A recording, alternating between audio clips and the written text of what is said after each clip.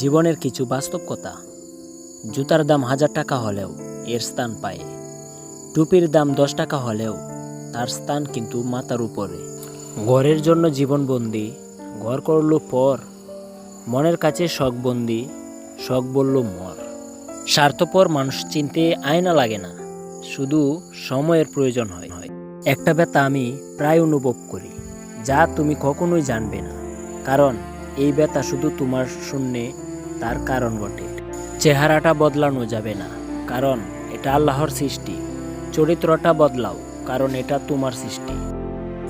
মানুষের জীবনে সব কিছু থাকলেও যদি মানসিক শান্তি না থাকে, তাহলে বাকি সব কিছুই অর্থহীন।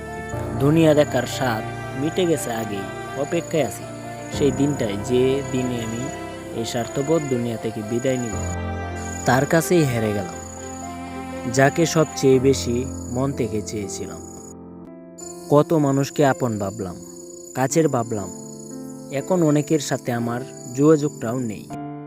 পুরুষের লাল চোখের রহস্য জানতে এসো না, ওহে নারী, তোমার চোখের কাজল নষ্ট হয়ে যাবে। পিতার জীবন নিঃস্ব হয়ে যায় পুত্রের জীবন সাজাতে গিয়ে, আর পুত্র বড় হয়ে স্ট্যাটাস দেয়, my wife is my life.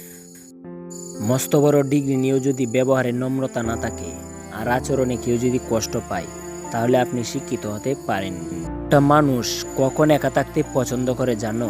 যখন সে বুঝতে পারে শুধু পর নয়, আপন মানুষগুলো তাকে নির্মমভাবে ঠকিয়েছে। বাদ দাও, আক্ষেপ করে কষ্ট বাড়িও না, এক জীবনে সব পাওয়া যায় না। মুখে শোনা কথা তাড়াতাড়ি বিশ্বাস না করাটাই ভালো, কারণ সত্যের তুলনায় মিথ্যা খুব দ্রুত ছড়িয়ে যায়।